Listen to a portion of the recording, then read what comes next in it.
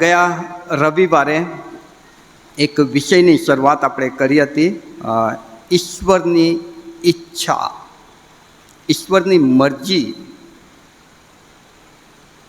The will of God. કેવી રીતે જાણી શકાય કે આ ઈશ્વરની ઈચ્છા છે? કેમ કે આપણે જ્યારે માનવીય જીવનમાં આ પૃથ્વી પર જીવીએ છીએ ત્યારે આપણે ભવિષ્ય નથી જાણતા, અને માટે આપણને કોઈક ગાઈડ કરે કે જે ભવિષ્ય જાણે છે એ બહુ જરૂરી છે. આપણી પાસે જ્યારે ઘણી બધી ચોઇસીસ હોય છે, પસંદગી હોય છે કે મારે આમ જવું કે આમ જવું, આ કરવું કે આ કરવું, અહીં મારે જવું કે પછી અહીં જવું, આ પાત્ર કે પેલું પાત્ર. ઘણી બધી વખત જીવનના એવા સંજોગો, એવા સમયમાં આપણે આવીને ઊભા હોઈએ છીએ કે જ્યાં આપણને કોઈ નિર્ણય લેવાનો હોય છે. ઘણા બધા રસ્તાઓમાંથી કોઈક રસ્તો, કોઈ એક પસંદગી આપણે કરવાની હોય છે, અને એવા સમયમાં બહુ જરૂરી બની જાય છે કે કોઈક આપણને ગાઈડ કરે, અને ગાઈડ એ રીતે કરે કે પરફેક્ટ હોય. અને પરફેક્ટ ગાઈડ એ જ કરી શકે છે કે જે ભવિષ્ય જાણે છે. બાકી જે ભવિષ્ય નથી જાણતો એ આપણને ગાઈડ કરે છે તો એ તો તુક્કા કરે છે, તુક્કા મારે છે કે ભાઈ આ પસંદ કરી લે, તું સફળ થશે. અને એ પસંદ કરીએ ને ઘણી બધી વખત બહુ મોટા નુકસાનમાં વ્યક્તિ જતો રહે, કેમ કે એ તો તુક્કો હતો. પણ જે ભવિષ્ય જાણે છે તે ગાઈડ કરે છે ત્યારે એ જાણે છે કે આગળ શું થવાનું છે, આ રસ્તામાં શું થવાનું છે, આ રસ્તામાં શું થવાનું છે, આ રસ્તામાં શું થવાનું છે, એ જાણે છે. માટે જે સારું છે, શ્રેષ્ઠ છે, જ્યાં હું સફળ થઈ શકીશ, કે જ્યાં મને આશીર્વાદ મળશે, એવી ચોઇસીસ કરવા માટે, એવી પસંદગી કરવા માટે એ મને ગાઈડ કરે છે. અને એવી તો એક જ વ્યવસ્થા આપણને મળી છે, અને એ વ્યવસ્થા છે આપણો મહાન પવિત્ર પરમેશ્વર, ત્રિધન્ય મહાન ઈશ્વર કે જે ભૂતકાળ, વર્તમાન અને ભવિષ્ય જાણે છે. એવો ઈશ્વર કે જે વાત કરે છે, એવો ઈશ્વર કે જે પોકારીએ અને આપણી પાસે આવીને ઊભો હોય છે, કે જેને સમાવેશ આકાશોના આકાશો ન કરી શકે એવો ઈશ્વર આપણને મળ્યા છે, કે જે આપણે જ્યારે માંગીએ ત્યારે આપણને ગાઈડ કરે છે, આપણને માર્ગદર્શન આપે છે, આપણને યોગ્ય પસંદગી કરવા માટે સહાય કરે છે. અને માટે એક વિશ્વાસી વ્યક્તિ તરીકે આપણા માટે બહુ જરૂરી બની જાય છે કે આપણે એ ઈશ્વરની ઈચ્છા જાણીએ, એ ઈશ્વરની ઈચ્છા જાણીએ કે પ્રભુ તારી શું ઈચ્છા છે. ગયા રવિવારે જે વચનમાંથી આપણે જોયું હતું તે પ્રમાણે કે ઈશ્વરની ઈચ્છાની કેટલા પ્રકારની ઈચ્છા હોઈ શકે, જેમ કે એમની અટલ ઈચ્છા, એમની મરજિયાત ઈચ્છા, એમની ગુપ્ત ઈચ્છા વગેરે વગેરે. જો કોઈથી ગયા રવિવારનો સંદેશો મિસ થઈ ગયો હોય તો યુટ્યુબ ઉપર આપણા સીને રાજકોટનું યુટ્યુબ છે, એના ઉપર તમે જઈને ગયા રવિવારનો સંદેશો સાંભળી શકો છો, જેથી એક બેકગ્રાઉન્ડ તમને મળશે. ઈશ્વરની ઈચ્છા જાણતા પહેલાં આપણે એક વિશ્વાસી વ્યક્તિ તરીકે યાદ રાખવું પડે કે મારો ઈશ્વર સાથે સંબંધ હોવો એ બહુ જરૂરી છે, એ બહુ જરૂરી છે. કેમ કે જ્યારે ઈશ્વર સાથે મારો સંબંધ હશે ને ત્યારે તે મને ગાઈડ કરે છે, એ હું જાણી શકીશ. અને માટે આપણે જ્યારે ઈશ્વર સાથે જોડાયેલા છીએ, પ્રભુ ઈસુ ખ્રિસ્તમાં આપણે પિતાની સાથે જોડાયા છીએ, અને એ ઈશ્વરે આપણને જૂનો કરાર કહો કે નવો કરાર કહો, બંને જગ્યાએ એવું જણાવી દીધું છે કે હું તમને ગાઈડ કરીશ, હું તમને માર્ગદર્શન આપીશ, હું તમને દોરીશ. એક બહુ સરસ વચન ગીતશાસ્ત્ર 32 અને 8 તમે જોઈ શકો છો. ગીતશાસ્ત્ર 32 અને 8 જે શાસ્ત્રપાઠ વાંચવામાં આવ્યો એમાંથી ગીતશાસ્ત્ર 32 અને 8. ગીતશાસ્ત્ર 32 અને 8. કે માર્ગે તારે ચાલવું તે હું તને શીખવીશ તથા બતાવીશ, મારી નજર તારા પર રાખીને હું તને બોધ આપીશ. કયા માર્ગે તારે ચાલવું જોઈએ તે હું તને શીખવીશ અને બતાવીશ. મારી નજર તારા પર રાખીને હું તને બોધ કરીશ કે બેટા આ દીકરી આ આપણો ઈશ્વર છે વાલાઓ, કે જે ભવિષ્ય જાણે છે. અને જ્યારે જ્યારે આપણે કન્ફ્યુઝ થઈએ છીએ કે ક્યાં જવું, ત્યારે એ આપણને એમ કહે છે કે તારે ચિંતા નહીં કરવાની, કયા માર્ગે ચાલવાનું છે, કયો નિર્ણય લેવાનો છે તે હું તને બતાવીશ. હું મારી નજર તારા પર રાખીને તને ગાઈડ કરીશ.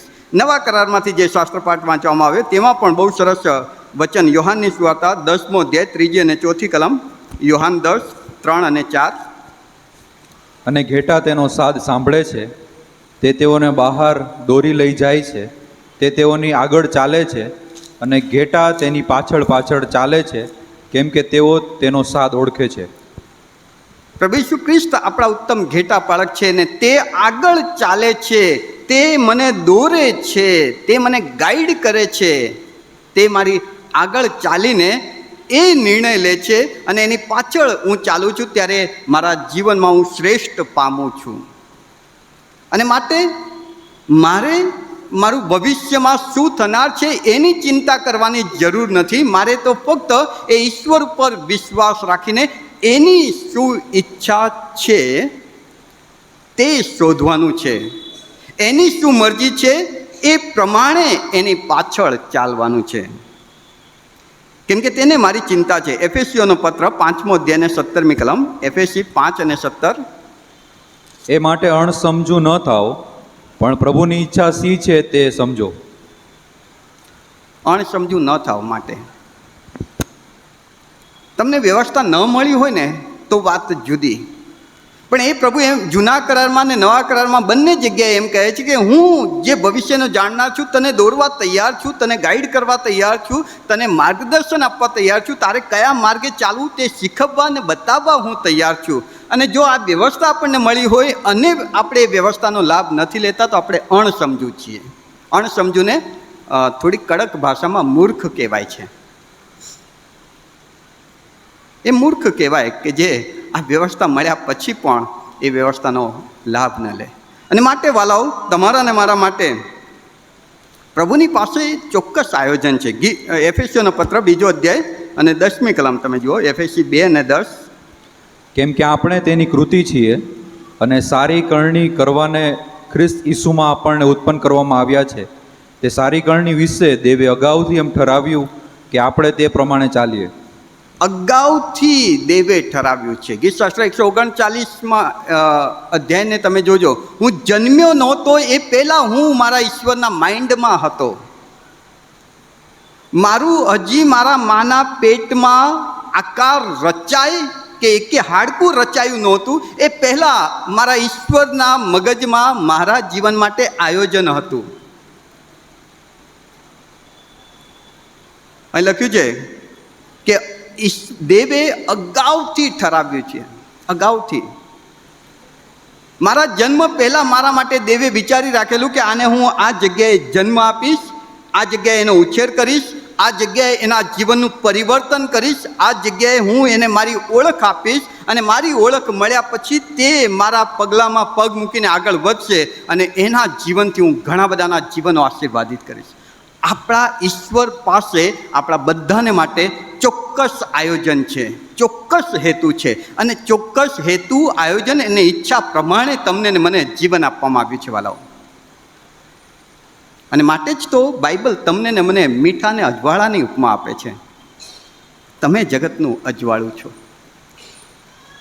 તમારી રૂઢિકરણીઓથી પિતાને મહિમા મળે અને ઘણા બધા વ્યક્તિઓ પિતાને ઓળખે એવી દેવની ઈચ્છા છે. અને એ તો બહુ આગળનું એનો વિચાર છે મારા જન્મ પહેલાં. રોમનોનો પત્ર 12મો અધ્યાયને 2જી કલમ, રોમન 12 અને 2.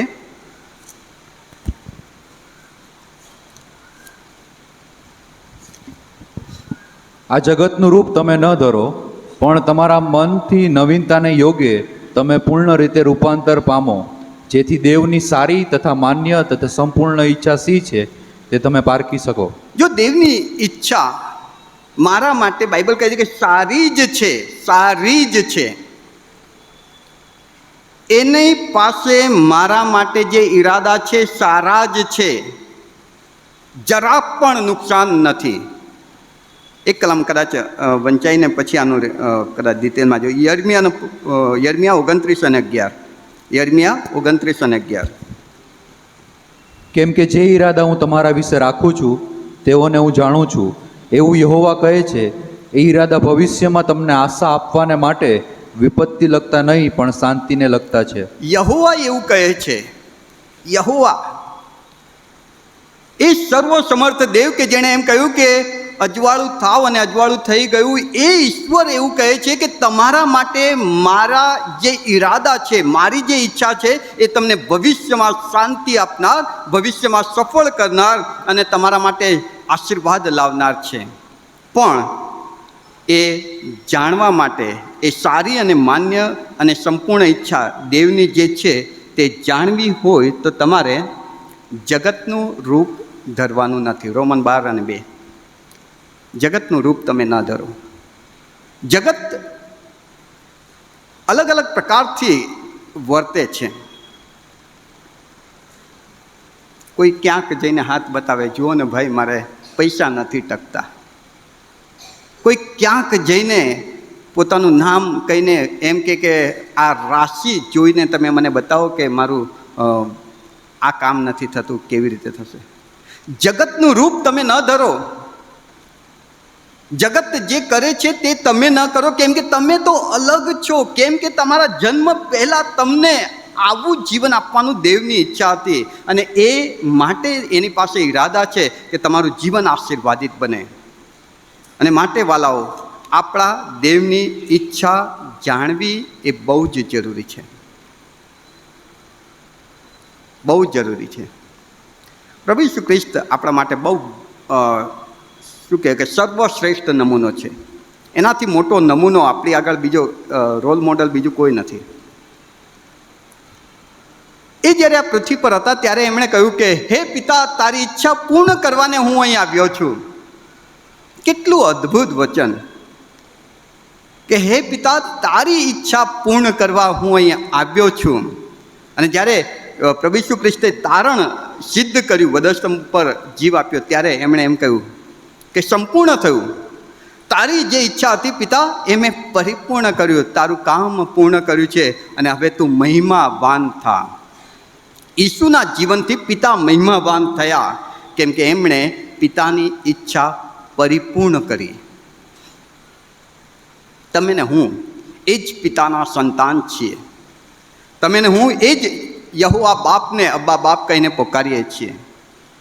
તમે ને હું એ જ વ્યવસ્થામાં આ પૃથ્વી પર આવ્યા છીએ. તમારા ને મારી પ્રાર્થના પણ એ જ હોવી જોઈએ કે બાપ, તારી ઈચ્છા પૂર્ણ કરવા હું અહીં આવ્યો છું. તારી ઈચ્છા મારા જીવનમાં પરિપૂર્ણ થાય. આપણી રોજની પ્રાર્થના હોવી જોઈએ, રોજની. યોહાન 5:19 ઈસુ એમ કહે છે કે મારો બાપ જે કરે છે તે હું કરું છું. પણ હું કઈ રીતે જાણી શકું કે મારો બાપ શું કરે છે? હું કઈ રીતે જાણી શકું કે મારા બાપની ઈચ્છા શું છે? મને કેવી રીતે ખબર પડે કે મારા પિતાની મરજી કેવી છે? અને માટે એણે આપણને કહ્યું છે કે હું તમને દોરીશ, હું તમને ગાઈડ કરીશ, હું તમને માર્ગદર્શન આપીશ, હું તમને જણાવીશ. પણ એ ઈચ્છા કે એની મરજી જાણતા પહેલા મારી મરજીનો નકાર કરવો એ બહુ જરૂરી છે. હું જ્યાં સુધી મારી ઈચ્છાને નકારતો નથી, જ્યાં સુધી હું મારી મરજીને નકારતો નથી, ત્યાં સુધી હું એની ઈચ્છા જાણ્યા પછી બી કદાચ એ પૂરી નહીં કરી શકું. અને માટે બહુ જરૂરી છે કે ઈશ્વરની ઈચ્છા જાણવા માટે આવો છો ત્યારે સૌથી પહેલી શરત એ છે કે હું મારી જાતનો નકાર કરું, હું મારા વિચારોનો નકાર કરું, હું જે ચાહું છું તેને બાજુ પર મૂકી દઉં અને પછી પ્રભુને પૂછું કે પ્રભુ તારી ઈચ્છા મને કહે. ઘણી બધી વખત કેવી ભૂલો થાય છે આપણાથી. આપણે આપણું લિસ્ટ બનાવીને પ્રભુની આગળ મૂકીએ છીએ અને પ્રભુને કહીએ છીએ કે પ્રભુ હવે તારી ઈચ્છા શું છે? પ્રભુ કે ભાઈ તારું લિસ્ટ તું બાજુ મૂક ને, તારી ઈચ્છા તું બાજુ મૂકી દે. આપણી ઈચ્છા આપણે ઈશ્વર પર થોપી બેસાડવાનો પ્રયત્ન કરીએ છીએ અને માટે ઈશ્વરની ઈચ્છા જાણી શકતા નથી, અથવા તો જાણ્યા પછી પણ એ પ્રમાણે નિર્ણય નથી લઈ શકતા. અને માટે પહેલી શરત એ છે કે હું મારી ઈચ્છાને ભૂસી નાખું, બ્લેન્ક થઈ જાઉં, બિલકુલ ઝીરો થઈને પછી પ્રભુને પૂછવું કે પ્રભુ આટલી બધી ચોઇસીસ છે, તમે મને કહો કે મારે શું કરવાનું છે. લગ્ન પહેલાં જો હું કોઈ પાત્ર પસંદ કરી બેસું અને દુનિયાવી ભાષામાં જેને કહેવાય ને કે એને શું કહેવાય, લવ થઈ ગયો, લવ થઈ જાય, પ્રેમ થઈ જાય, અને પછી હું પ્રભુને પૂછું, પ્રભુ કોઈક માંગવા, પ્રભુ મારે કોની સાથે લગ્ન કરવા તમે મને બતાવો. અલ્યા તમે કરી બેઠા છો અને પછી પ્રભુને પૂછો. આવી રીતે પ્રભુની ઈચ્છા ન જાણી શકાય.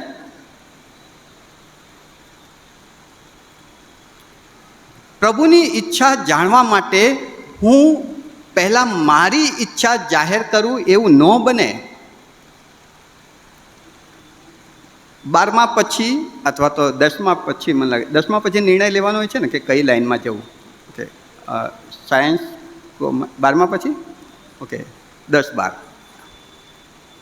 કોમર્સમાં જવું, સાયન્સમાં જવું કે આર્ટ્સમાં જવું.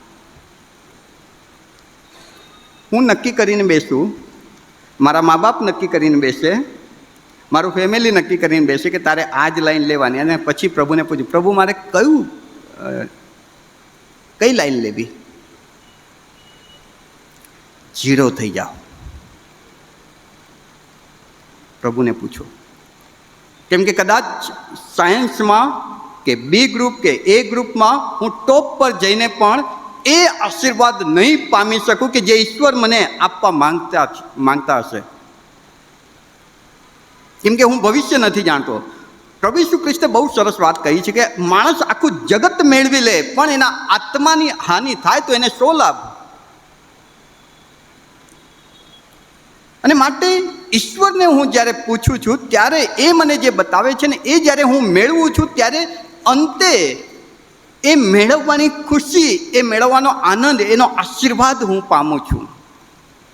અને માટે જરૂરી છે કે હું બ્લેન્ક થઈ જાઉં, બિલકુલ ઝીરો થઈ જાઉં અને પ્રભુને કહું કે પ્રભુ તારી ઈચ્છા મને જણાવો. ગીતશાસ્ત્ર 25:9 અને 14મી કલમ. ગીતશાસ્ત્ર 25:9 અને 14મી કલમ. નમ્રને તે ન્યાયમાં દોરશે અને તેને તે પોતાને માર્ગે ચલાવશે. બહુ પાછળ, સોરી, ફરી એકવાર. ગીતશાસ્ત્ર 25:9. ગીતશાસ્ત્ર 25:9. નમ્રને તે ન્યાયમાં દોરશે અને તેને તે પોતાને માર્ગે ચલાવશે. અહીં આગળ પ્રભુનું વચન બહુ સ્પષ્ટ કહે છે કે પ્રભુ એમ તો કહે છે કે હું દોરીશ તને, હું તને મારા માર્ગે ચલાવીશ, પણ કોને? નમ્ર વ્યક્તિને. નમ્ર એને કહેવાય કે જે એમ કહે કે પ્રભુ મારા કયા પ્રમાણે નહીં, મારી મરજી પ્રમાણે નહીં, મારી ઈચ્છા પ્રમાણે નહીં, હું તો તારી દાસી છું, તારા કયા પ્રમાણે થાવ, તું જે ચાહે તે મારામાં કર. લુકની સુવાર્તા 1 અધ્યાયની 38મી કલમમાં મરિયમે એ શબ્દ ઉચ્ચાર્યા કે પ્રભુ હું તો તારી દાસી છું, તારા કયા પ્રમાણે મને થાવ. અને જ્યારે મરિયમે આવી નમ્રતામાં પોતાની જાતને મૂકી અને આવી એણે પ્રાર્થના કરી કે તારા કયા પ્રમાણે પ્રભુ, હું ચાહું એમ નહીં, તારા કયા પ્રમાણે થાવ, ત્યારે એ મરિયમને ઈસુની માં બનવાનો દરજ્જો મળ્યો. આટલા વર્ષો પછી બી એને યાદ કરીએ છીએ આપણે. નમ્રતા અને વિશ્વાસ, બીજી બાબત વિશ્વાસ. ગીતશાસ્ત્ર 37:5. ગીતશાસ્ત્ર 37:5. નમ્રતા અને બીજો પોઈન્ટ વિશ્વાસ. આ બે વસ્તુ આપણામાં હોવી બહુ જ જરૂરી છે.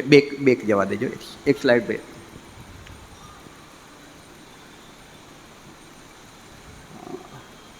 ઓકે, ગીતશાસ્ત્ર 37 અને 5.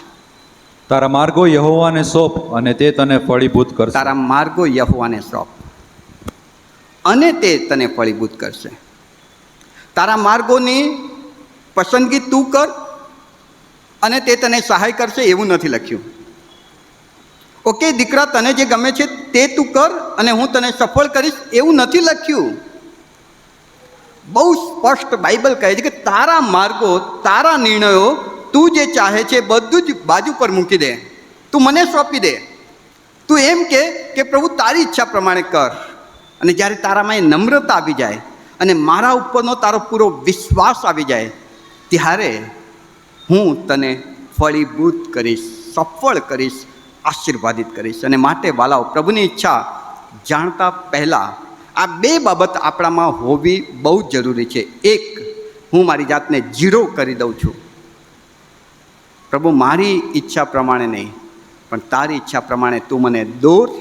તું જે કહીશ તે કદાચ આજે મને યોગ્ય ન લાગે, હું એ નહીં વિચારું. હું ફક્ત વિશ્વાસ રાખીશ કે મારા પ્રભુએ કહ્યું છે ને એ મારે કરવાનું છે, કેમ કે એમાં જ મારા કાર્ય જીવનની સફળીભૂતતા કે સફળતા છે. કેવી રીતે ઈશ્વર આપણને ગાઈડ કરશે, ઈશ્વર આપણને કઈ રીતે દોરશે, કઈ રીતે આપણે પ્રભુની ક્યાંથી પ્રભુની દોરવણી મેળવી શકીએ છીએ. 5 બાબત હું મૂકવાનો પ્રયત્ન કરીશ તમારી આગળ. આમ તો તમે એમાં વધારે એડ કરી શકો છો, બીજા પણ રસ્તાઓ હશે કે જે દ્વારા પ્રભુ આપણી સાથે વાત કરે છે. પણ મને જે સમજાયું ને મારા અભ્યાસ દ્વારા મને જે મળ્યું છે તે હું તમારી આગળ શેરિંગ કરવાનો પ્રયત્ન કરીશ. 5 એવી રીત છે કે જે દ્વારા પ્રભુ મને શું કહે છે તે હું જાણી શકું છું. એમાં સૌથી પહેલી રીત પવિત્ર શાસ્ત્ર બાઇબલ.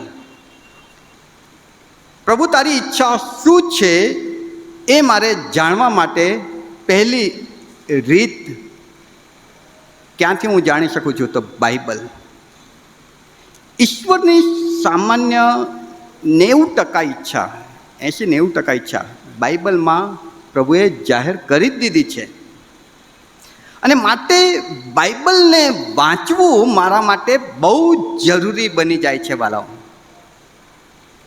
જો હું બાઇબલ નથી વાંચતો અને જ્યારે નિર્ણય લેવાનો આવે ત્યારે હું ફક્ત બાઇબલ આમ કરીને ખોલું છું અને એમાં આંખ બંધ કરીને કલમ ઉપર હાથ મૂકું છું અને એમ કહું છું કે પ્રભુ આ જે છે એ તારી ઈચ્છા સમજીશું, અને પછી ખોલીને વાંચું છું અને એમાં જે નીકળે ને એ હું એમ માનું છું કે આ ઈશ્વરની ઈચ્છા.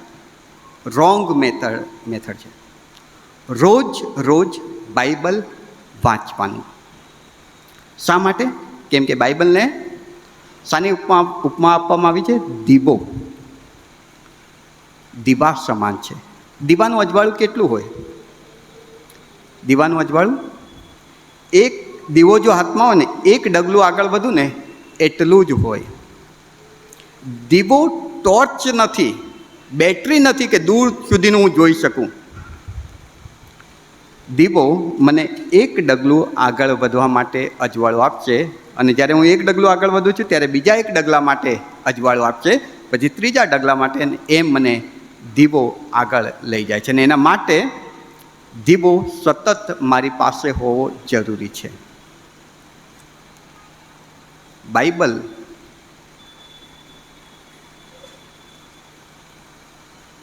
જુદી રીત. એક સંદેશામાં મેં સાંભળ્યું હતું, એક છોકરો કોઈની સાથે પ્રેમ થયો હશે ને પછી જે પાત્રની સાથે પ્રેમ થયો ને વર્ષો સુધી સાથે રહ્યા ને પછી એ પાત્રએ એને છોડી દીધો. બહુ અપસેટ થઈ ગયો, બહુ નિરાશ થઈ ગયો. વિશ્વાસુ વ્યક્તિ હતો, યુથમાં જતો હતો, ક્વાયરમાં સેવા આપતો હતો, ઘણી બધી વખત યુથના પ્રતિનિધિ તરીકે કમિટીમાં પણ બેસતો હતો. એ છોકરો એકદમ અપસેટ થઈ ગયો કે આ છોકરી મને છોડી દીધું, હવે શું કરવાનું? એના મનમાં વિચાર આવવા લાગ્યો કે મારે મરી જવું જોઈએ, મારે આપઘાત કરવાનો છે.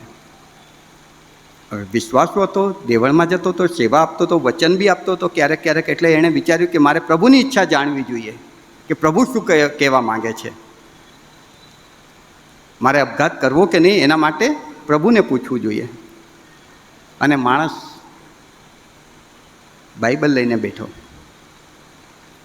આંખ બંધ કરીને કીધું, પ્રભુ મારે અપઘાત કરવાનો છે, તું મને અપઘાત કરું કે નહીં કરું એના માટે ગાઈડ કર. અને આંખ બંધ કરીને બાઇબલ આમ ખોલ્યું અને કલમ ઉપર એણે હાથ મૂક્યો અને પછી આંખ ખોલી. એ કલમ કઈ હતી ખબર? તું જે કરવાનો છે તે જલ્દી કર. યહૂદા ઇસ્કારિયોતને જ્યારે પ્રભુ ભોજન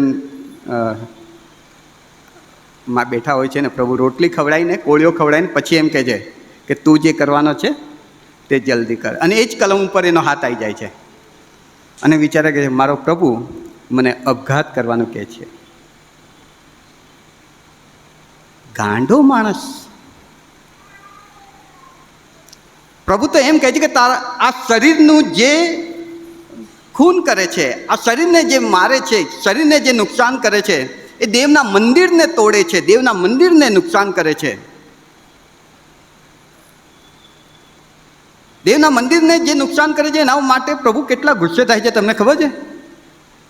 એક વખત તો કોરડો હાથમાં લઈને બધાને ફરી વળ્યા હતા કે આ મંદિરને તમે અશુદ્ધ કરો છો. દેવના મંદિર પ્રત્યે ઈસુની આસ્થા બહુ ગજબની છે. અને વ્યક્તિ જ્યારે આવી રીતે બાઇબલ વાંચે છે અને પછી એમ કહે છે કે મને પ્રભુ મરવાનું કહે છે, ગાંડો માણસ કહેવાય. અને માટે રોજ રોજ તમારે બાઇબલ વાંચવું પડે. બાઇબલમાં, માફ કરજો સમયના અભાવે હું થોડો સ્પીડમાં જઈશ આગળ. બાઇબલમાં બધી ઈચ્છાઓ પ્રભુએ જાહેર કરી દીધી છે. તમારા લગ્નને અનુલક્ષીને જો તમારે કંઈ ગાઈડલાઇન્સ જોઈએ તો બાઇબલ વાંચો. કયા પાત્ર સાથે લગ્ન કરવું એના માટે પ્રભુ બીજી રીતે દોરવણી આપશે, પણ લગ્ન માટે પ્રભુ અહીં આગળ ઓલરેડી ગાઈડલાઇન્સ આપી ચૂક્યા છે. એક ભાઈ લગ્ન કર્યા પછી એક બીજી વ્યક્તિની સાથે પ્રેમમાં પડ્યા અને પછી પ્રભુને પૂછે છે કે પ્રભુ આ બરાબર છે? અલ્યા બાઇબલમાં લખી દીધું છે કે વ્યભિચાર કરવો નહીં. લગ્ન પછીના બધા સંબંધો વ્યભિચારમાં આવે, લગ્ન પહેલાંના બધા સંબંધો વ્યભિચારમાં આવે. ઓલરેડી પ્રભુએ બતાવી દીધેલું છે બાઇબલમાં. એના માટે તમારે બાઇબલની કલમો ખોલવાની જરૂર નથી. બાઇબલ રોજ વાંચતો હોય ને એને તો તરત સમજાઈ જાય કે બાઇબલમાં ઓલરેડી આના માટે ગાઈડ કરી દેવામાં આવ્યા છે. તમારા વડીલોનું સન્માન કરવું અંદર નોંધ આપી દેવામાં આવી છે. એના માટે મારે પ્રભુને પૂછવા અલગ અલગ બહુ ઉપવાસ કર એ જરૂર નથી. બાઇબલ રોજ વાંચો ને તો રોજના જીવન માટેની દરેક ગાઈડલાઇન્સ મને બાઇબલમાંથી મળી શકે છે. આ એક રીત છે. બહુ કદાચ આગળ સમય ન કાઢતા આપણે થોડા સ્પીડમાં જઈશું. બીજી રીત પવિત્ર આત્મા દ્વારા. પવિત્ર આત્મા દ્વારા પ્રભુ આપણે સાથે વાત અને વ્યવહાર કરે છે, આપણને એની ઈચ્છા બતાવે છે. કેવી રીતે પ્રભુની ઈચ્છા ક્યાંથી જાણી શકાય? એક બાઇબલમાંથી જાણી શકાય અને બીજું પવિત્ર આત્મા દ્વારા. હવે જ્યારે વ્યક્તિ પ્રભુ ઈસુનો અંગત તારનાર તરીકે સ્વીકાર કરે છે ને ત્યારે પવિત્ર આત્મા મારામાં રહેવા આવે છે. અને પવિત્ર આત્મા મને ગાઈડ કરે છે, દોરે છે, ઈશ્વરની ઈચ્છા બતાવે છે. યોહાનની સુવાર્તા 10મો અધ્યાય 4થી ને 5મી કલમ. યોહાન 10:4 અને 5. જ્યારે તે પોતાના સર્વ ઘેટાને બહાર કાઢે છે ત્યારે તે તેઓની આગળ ચાલે છે અને ઘેટા તેની પાછળ પાછળ ચાલે છે, કેમ કે તેઓ તેનો સાદ ઓળખે છે. પણ અજાણ્યાની પાછળ તેઓ ચાલશે નહીં, પણ તેની પાસેથી નાસી જશે, કેમ કે અજાણ્યાનો સાદ તેઓ ઓળખતા નથી. જે બાબત પર હું તમારું ધ્યાન કેન્દ્રિત કરવા માગું છું તે એ કે ઘેટા પોતાના ઘેટા પાળકનો સાદ સાંભળે છે. હવે ઘણી વખત મારા મનમાં એક પ્રશ્ન થાય કે મારામાં પવિત્ર આત્મા આવી ગયો, પણ મારે આ કરવું કે આ કરવું મને પવિત્ર આત્મા કહે છે કેવી રીતે ખબર પડે? અંદરથી આવતો અવાજ મારો પોતાના વિચાર પણ હોઈ શકે, આ કલમ એમ કહે છે કે પ્રભુ ઈસુ એમ કહી રહ્યા છે કે જે મારા છે ને એ મારો અવાજ ઓળખી જાય છે. ઘણા બધા અવાજોમાંથી કયો અવાજ પવિત્ર આત્માનો છે, ઘણા બધા અવાજો મારા હૃદયમાં આવતા હશે, એમાંથી કયો અવાજ ઈશ્વરનો છે, પ્રભુ ઈસુ ખ્રિસ્તનો છે, એ મને ખબર પડવી જોઈએ. અને ક્યારે ખબર પડે? કે જ્યારે હું પવિત્ર આત્મા સાથે સતત જીવું છું ત્યારે. દાખલા તરીકે પ્રમોદભાઈ મને ફોન કરે તો એમણે ફોન પર એમ કહેવાની જરૂર નહીં કે હું પ્રમોદભાઈ બોલ્યું, એમનો અવાજ જ હું ઓળખી જાઉં. કેમ કે મારો રોજનો વ્યવહાર છે, એમનો અવાજ મને તરત જ ખબર પડી જાય. ખાલી હેલો બોલે ને મને ખબર પડી જાય કે આ પ્રમોદભાઈ બોલે છે. અંદરથી જ્યારે પવિત્ર આત્મા બોલે છે ત્યારે એ મને ખબર ત્યારે જ પડે કે જ્યારે હું સતત પવિત્ર આત્મામાં જીવતો હોઉં ત્યારે પવિત્ર આત્મા બોલે અને મને ખબર પડી જાય કે હા, આ મારા દેહ પવિત્ર આત્માનો અવાજ છે. ઘેટા એનો સ્વાદ ઓળખે છે, જાણે છે. કેમ કે ઘેટા એ ઘેટા પાળકનો સ્વાદ રોજ સાંભળે છે. રોજ સાંભળતા એ અવાજ એના માઇન્ડમાં ફિટ થઈ ગયો છે કે આ અવાજ છે ને મારા પ્રભુનો જ છે. પ્રેરિતોના કૃત્યના 16મા અધ્યાયની 7મી કલમ. પ્રેરિતોના કૃત્ય 16મો અધ્યાય 7મી કલમ. તેઓએ મુસિયાની સરહદ સુધી આવીને બિથુનિયા જવાનો પ્રયત્ન કર્યો, પણ ઈસુના આત્માએ તેઓને જવા દીધા નહીં. ઈસુના આત્માએ તેઓને રોક્યા. હવે એમને કેવી રીતે ખબર પડી હશે કે આ ઈસુનો આત્મા? સતત ઈસુની સાથે જીવતા હતા, રોજ ઈસુની સાથે વાત કરતા હતા, રોજ એની સાથે સંગતિ કરતા હતા, અને માટે જ્યારે ઈસુ બોલે છે એમને ખબર પડી જાય છે કે આ મારો ઈસુનો અવાજ છે. એનો મતલબ મારા પ્રિય વાલાઓ, રોજ પ્રભુની સાથે જીવો, રોજ પ્રભુમાં જીવો. અને જ્યારે આપણે એમ જીવીએ છીએ ત્યારે આપણને પ્રભુનો અવાજ ઓળખાઈ જાય છે. પ્રેરિતોના કૃત્યનો 13મો અધ્યાય 2 ને 3 કલમ. પ્રેરિતોના કૃત્ય 13મો અધ્યાય 2 ને 3.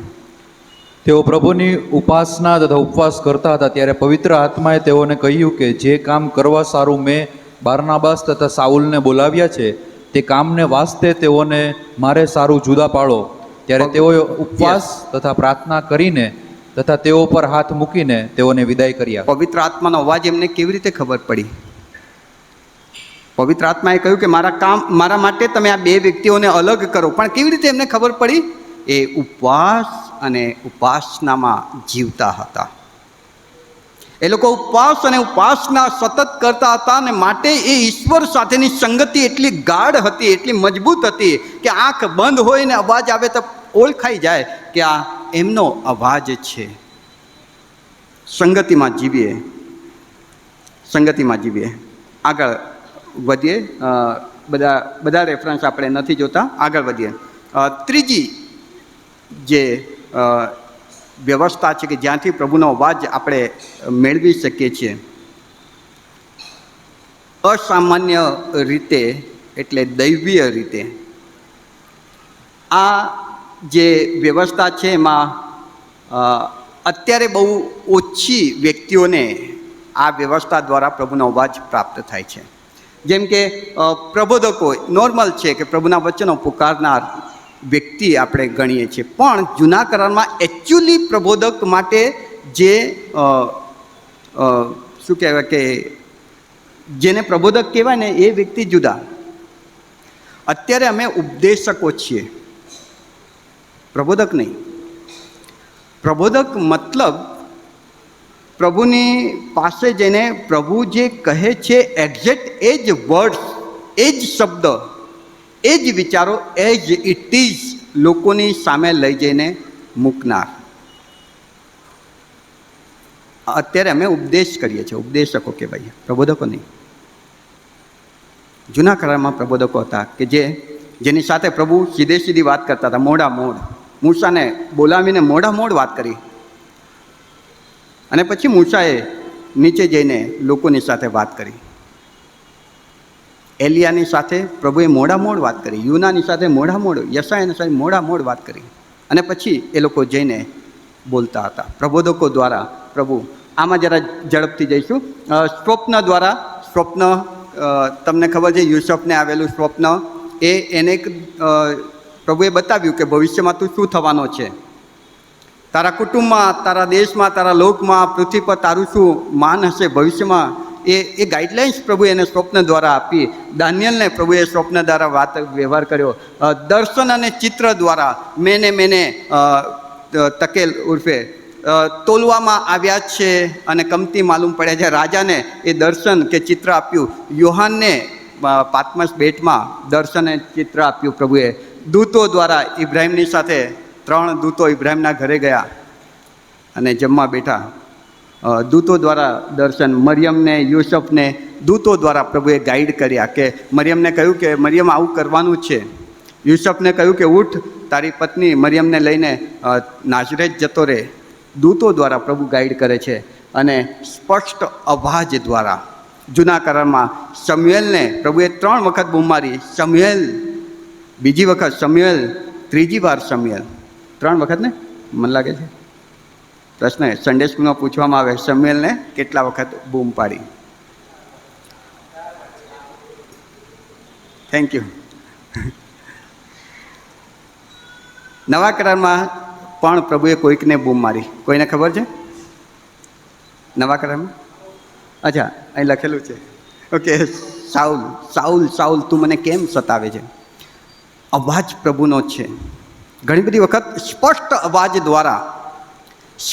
અવાજ દ્વારા પ્રભુ તમારી અને મારી સાથે વાત કરે છે. આ પણ એક પ્રભુની રીત છે કે જે દ્વારા પ્રભુ આપણી સાથે વાત અને વ્યવહાર કરે છે. ઓકે, આગળ વધીએ. ત્રીજો સામાન્ય બુદ્ધિ કે ડાપણ. આને સ્કીપ કરી દો, કશો વાંધો નહીં, આ ક્યારેક જોઈશું. સામાન્ય બુદ્ધિ ડાપણ એટલે ખબર છે ને, પ્રભુએ આપણને સામાન્ય સમજણ આપી છે. એમાં કંઈ પૂછવા જો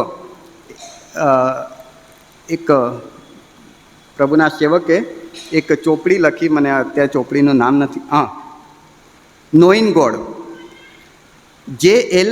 પેકર નામના લેખકે લખી. એમાં એમણે લખ્યું કે એક બાઈ પ્રભુમાં બહુ જીવતી, દરેક વાતે પ્રભુને પૂછે, પ્રભુ હું આ કરું, પ્રભુ હું તે કરું. સવારે ઉઠે અને ખાટલામાં પડ્યા પ્રભુને પૂછે, પ્રભુ તું કે તો હું ઉઠું. પછી બેસે ને પછી પ્રભુને, પ્રભુ તું કે તો બ્રશ કરું, પ્રભુ તું કે તો ચા મૂકું. અરે સામાન્ય બુદ્ધિ પ્રભુએ આપી દીધી છે કે સવાર થાય એટલે ઉઠવાનું, બ્રશ કરવાનું, ચા મૂકવાનું. સામાન્ય બુદ્ધિ દ્વારા પણ પ્રભુ આપણને ગાઈડ કરે છે, એટલે એ પણ પ્રભુ દ્વારા હોય છે. આગળ આપણે વધીએ. ચોથો પોઈન્ટ, સંતોની સલાહ. સંતોની સલાહ. નીતિવચન 12 અને 15 પ્લીઝ વાંચો. નીતિવચન 12 અને 15. મૂર્ખનો માર્ગ તેની પોતાની નજરમાં ખરો છે, પણ જ્ઞાની માણસ સારી સલાહ ઉપર લક્ષ આપે છે. તમારી પાસે ચોઇસીસ છે અને તમારે જાણવું છે કે મારા પ્રભુ મારા માટે શું વિચારે છે. ત્યારે બાઇબલ કહે છે કે તમે સારા વ્યક્તિની સલાહ, માર્ગદર્શન, ગાઈડલાઇન્સ મેળવી શકો છો. એ તમારો પાળક હોઈ શકે, એ તમારો ખ્રિસ્તમાં મિત્ર હોઈ શકે, એ તમારો કુટુંબનો કોઈ વડીલ હોઈ શકે, પણ સલાહ, સારા વ્યક્તિની સલાહ. નીતિવચન 15 અને 22. નીતિવચન 15 અને 22. સલાહ લીધા વગરના ઈરાદા રદ જાય છે, પણ પુષ્કળ સલાહકારીઓ હોય તો તેઓ પાર પડે છે. સલાહ લીધા વગર. હું વચન વાંચું છું અને મને હજુ પણ કન્ફ્યુઝન છે કે પ્રભુ મને શું કહેવા માગે છે, મને હજુ નથી સમજાતું. તો કોઈક સારા આગેવાનનું માર્ગદર્શન તમે મેળવો, પૂછો, પ્રભુના સેવકોને પૂછો કે મને વચન આવું મળે છે, આ નિર્ણય લેવાનો છે, તમારે શું કરવું. એ વચનનો ખુલાસો કદાચ પ્રભુ એ સલાહ આપનાર વ્યક્તિ દ્વારા તમને આપે ને એ રીતે તમને પ્રભુ ગાઈડ કરે છે. અને માટે સલાહ કોઈક સારા વ્યક્તિની સલાહ દ્વારા પણ પ્રભુ આપણને ગાઈડ કરે છે. પણ આમાં અગત્યની વાત, સલાહ મળશે, સલાહ આપશે, પણ નિર્ણય તો આખરે એણે જ લેવાનો છે. ત્યારે એણે એ સલાહ મને મળે ત્યારે એ બાઇબલ પ્રમાણે છે કે નહીં એ મારે ચેક કરવાનું. એ બાઇબલ પ્રમાણે હોય તો મારે ઉપવાસ અને ઉપાસના સાથે પ્રભુની હજુરમાં બેસવાનું અને અંદરથી પવિત્ર આત્માનો અવાજ મને શું કહે છે એ જાણવાનું, કે પવિત્ર આત્માનો અવાજ એને મહોર મારે કે પ્રભુના સેવકે જે કીધું એ બરાબર છે, તું એ પ્રમાણે કર. અને પવિત્ર આત્મા મને કહે અંદરથી કે ઓકે, આ જ તારા માટેની ઈચ્છા છે, તો આપણે એમાં આગળ વધવું જોઈએ. કોઈ સલાહ આપે ને એને તરત માની લેવાની જરૂર નથી. એ સલાહ આપે છે ત્યારે એને કમ્પેર કરો બાઇબલની સાથે, અને બાઇબલની સાથે ઉપવાસ અને પ્રાર્થના દ્વારા પ્રભુને પૂછો. પ્રભુ અંદરથી અવાજ આપશે અને વચનથી તમારી સાથે વાત અને વ્યવહાર કરશે. 5મો પોઈન્ટ ઝડપથી જોઈએ. સંજોગો, પરિસ્થિતિ, વાતાવરણ. ઘણી બધી વખત પ્રભુ જ્યારે હું કન્ફ્યુઝ થઉં છું કે મારે આમ જવું કે આમ જવું, ત્યારે પ્રભુ એક દરવાજો બંધ કરે છે, અથવા તો પ્રભુ એક દરવાજો ખોલી નાખે છે અને બીજા બધા દરવાજા બંધ કરે છે. પ્રભુ સંજોગો એવા ઊભા કરે છે કે જે દ્વારા મને ખબર પડે કે હવે મારા માટે આ એક જ રસ્તો છે. એનો મતલબ કે પ્રભુ મને આમ જવાનું કહી રહ્યો છે. પ્રેરિત પહેલો કોરિન્થી 16મો અધ્યાય ને 9મી કલમ. પહેલો કોરિન્થી 16 અને 9. કેમ કે એક મહાન અને કાર્ય સફળ થાય એવું દ્વાર મારે સારું ઉઘાડવામાં આવ્યું છે, અને વિરોધીઓ ઘણા છે. કેમ કે એક મહાન દ્વાર પ્રભુએ મારા માટે ઉગાડ્યું છે. આના પછીની સ્લાઇડ, પહેલો કોરિન્થી 16 અને 9. મારા માટે પ્રભુએ દ્વાર ઉગાડ્યું છે. પ્રભુ ઘણી બધી વખત એવા સંજોગો ક્રિએટ કરે છે આપણી આજુબાજુ, કે જે દ્વારા પ્રભુ આપણને એ રીતે માર્ગદર્શન આપવા માગે છે. તમે જુઓ, ઘેટાઓ હોય ને, એના વાડામાં જ્યારે લઈ જવાનું હોય ત્યારે ઘેટા પાળક શું કરે છે, તમે યુટ્યુબ પર વિડીયો જોજો. આજુબાજુથી એવું દબાણ ઊભું કરતા જાય, ત્યાંથી એને હાંકવામાં આવે, અહીંથી હાંકવામાં આવે, અહીંથી હાંકવામાં આવે. આમ હાંકતા એમની સામે, ઘેટાની સામે એક વાડાનો દરવાજો જ ખુલ્લો હોય, બીજું બધું જ ત્યાંથી આમ હાંકતા દરવાજો જ ખુલ્લો હોય, ત્યારે ઘેટા એમાં જતા રહે છે. પ્રભુ ઘણી બધી વખત આપણને આ રીતે ગાઈડ કરે છે કે બધા દરવાજા બંધ કરી દે અને એક જ દરવાજો ખુલ્લો રાખે, કે જેથી આપણે એમાં આગળ વધે. ઘણી બધી વખત પ્રભુ બધા દરવાજા બંધ કરે, એક ખોલે, અથવા તો ઘણી બધી વખત બધા દરવાજા એક દરવાજો ખુલ્લો રાખે અને બીજા બંધ કરે. આગળની સ્લાઇડ જોઈએ. પ્રેરિતોના કૃત્ય 16મો અધ્યાય 7મી કલમ. પ્રેરિતોના કૃત્ય 16મો અધ્યાય 7મી કલમ. તેઓએ મૂસિયાની સરહદ સુધી આવીને વિથુનિયા જવાનો પ્રયત્ન કર્યો, પણ ઈસુના આત્માએ તેઓને જવા દીધા નહીં. ઈસુના આત્માએ રોક્યા. ઘણી બધી વખત હું આમ જવા માગું છું, ઈસુના આત્મા રોકે છે કે ના, ત્યાં ન જા. ઉત્પત્તિ 24 અને 1માં તમે જોઈ શકો છો, ઇબ્રાહિમનો ચાકર એલિએઝર, એણે પ્રભુને કહ્યું કે પ્રભુ એવા સંજોગો ઊભા કર, મને સમજણ નથી પડતી, મારી પાસે અત્યારે તાર પવિત્ર શાસ્ત્ર બાઇબલ નથી, અત્યારે મારી પાસે સમય નથી, હવે હું શું કરું? હું એક નિશાની માગું છું પ્રભુ, કે એવા સંજોગો ઊભા કર કે જેથી મને ખબર પડે કે તું આમાં આ બાબત પસંદ કરવા માટે મને ગાઈડ કરી રહ્યો છે. અને એલિયાઝરે કહ્યું કે હું આ કન્યા જ્યારે પાણી ભરવા આવે ત્યારે એમ કહીશ કે મને પાણી પા, ને જે કન્યા એમ કહે કે તું પી, તારા ઊંટોને પણ હું પાઈશ, એ જ કન્યા મારા માલિકના દીકરા ઈસાકને માટે ઠરાવેલી સ્ત્રી હોય. અને એવા જ સંજોગો પ્રભુ ઊભા કરે છે. અને એલિયાઝરને ખબર પડે છે કે ઓકે મારા પ્રભુ, આ તમારી ઈચ્છા છે. પ્રભુ સંજોગો દ્વારા ઘણી વખત આપણી સાથે વાત અને વ્યવહાર કરે છે. નેક્સ્ટ, આના પછીનું, તમારા જીવનમાં દેવની ઈચ્છાને પરિપૂર્ણ થતાં કોણ અટકાવી શકે છે? કોણ અટકાવરૂપ બની શકે છે? દેવની ઈચ્છા તો તમારા માટે સારી જ છે. દેવની ઈચ્છા તો તમને સફળ કરવાની જ છે. દેવની ઈચ્છા છે કે તમે આશીર્વાદ જ પામો, પણ ઈશ્વરની ઈચ્છા મારા જીવનમાં પરિપૂર્ણ થતાં કેટલાક અટકાવરૂપ બાબત છે, અને એ તો તમે પોતે. મારો અવિશ્વાસ, મારો ઈશ્વર સાથેનો નબળો સંબંધ એ મારા જીવનમાં પ્રભુની ઈચ્છા પરિપૂર્ણ થતાં અટકાવરૂપ બને છે.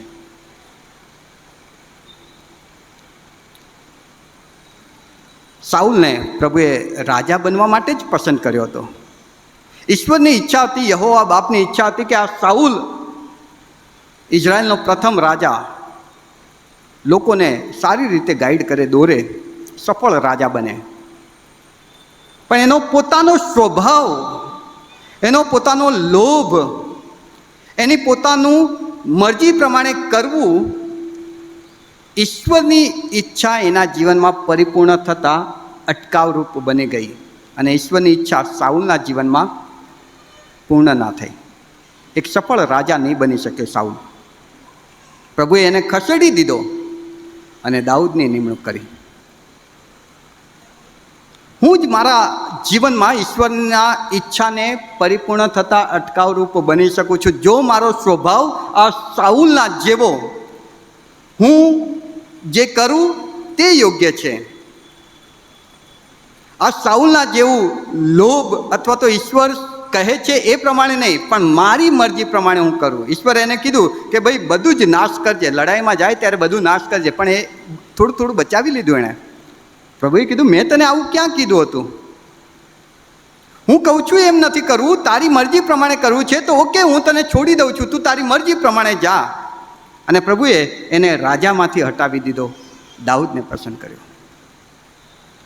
લોતની સ્ત્રી, ઈશ્વરની ઈચ્છા હતી કે લોત અને એનું પરિવાર એ અગ્નિમાં નાશ ન પામે, અને માટે દૂતોને મોકલીને બહુ વેટ કર્યા પછી એ લોકોને બહાર કાઢીને પ્રભુ લઈ આવી રહ્યા છે. પણ એ લોતની સ્ત્રીનો સ્વભાવ લોભ હતો, ચિંતા હતી, અવિશ્વાસ હતો, અને બચવાને બદલે ખારનો થાંભલો બની ગઈ, ન બચી શકી. એનો પોતાનો સ્વભાવ એને નડ્યો.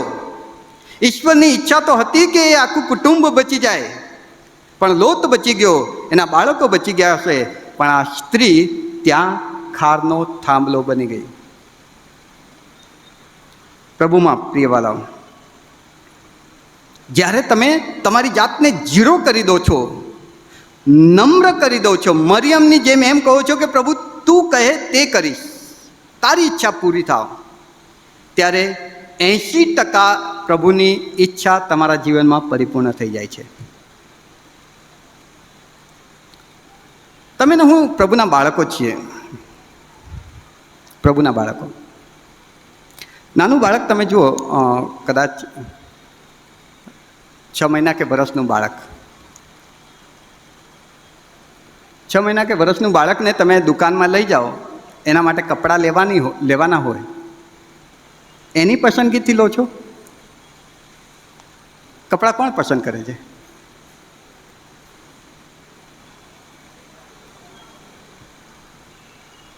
એણે કેવું છે ને કે ભાઈ મને પિંક કલર ગમે છે, મારે પિંક કલર પહેરવું છે.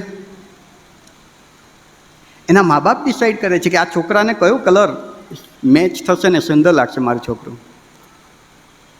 એને કઈ ડિઝાઇનના કપડાં પહેરાવું તો મારો દીકરો કે મારી દીકરી વધારે સારી લાગે, વધારે સારું લાગે, એના મા બાપ ડિસાઈડ કરે છે. અને જ્યારે મા બાપ ડિસાઈડ કરે છે ને ત્યારે એ બાળક ઉપર એ વસ્તુ શોભી ઉઠે છે, દીપી ઉઠે છે. એ નાનું બાળક ડિસાઈડ નથી કરતું. તમે ને હું પ્રભુના બાળકો છીએ વાલાઓ, નાના બાળક બની જઈએ. નાનું બાળક, પ્રભુ તું જે કરે ને એ મને શોભશે. પ્રભુની ઈચ્છા આજે તમને ઇડલી ઢોસા ખવડાવવાની હોય, પ્રભુ બેસ્ટ લાગશે, કાંઈ વાંધો નહીં. અને કદાચ પેલું પાછળથી લાવવાનું હોય, પ્રભુ બેસ્ટ લાગશે. નાના બાળકની જેમ બની જાઓ. નાના બાળક, તું મારો બાપ છે, તને ખબર છે કે મને શું શૂટ થાય, તને ખબર છે કે મને શું વધારે સારું લાગશે. અને જ્યારે નાનું બાળક બની જઈએ છે ત્યારે આના પછીની સ્લાઇડ, પ્રભુ આપણા જીવન માટે જે સારું છે તે કરે છે, પણ ધીરજ અને વિશ્વાસ અને નાના બાળક જેવી નમ્રતા બહુ જરૂરી છે. પ્રભુ તમને ને મને એની ઈચ્છા પરિપૂર્ણ કરવા માટે સહાયને મદદ કરે. પ્રાર્થનામાં નમીશું, પ્રાર્થના કરીએ. પ્રભુ, અમે તમારો આભાર માનીએ છીએ તમારા અદ્ભુત પવિત્ર વચનને માટે, અને તમારી ઈચ્છા જે અમારા જીવનમાં પરિપૂર્ણ કરવા માગો છો તે થાય તે માટે અમને સૌથી પહેલાં તમારું બાળક બનતા શીખવો. એવું બાળક કે જે રોજ તમારી સંગતિમાં જીવે, એવું બાળક કે જે તમારા પર ડિપેન્ડ હોય, એવું બાળક કે જે તમે ચાહો તે હસતા મોઢે સ્વીકારે અને એમાં ખુશ થાય. અમે તમારા એવા બાળક બની શકીએ તે માટે અમને સહાયને મદદ કરો. ઈસુ પ્રભુના નામમાં માંગીએ છીએ. આમેન.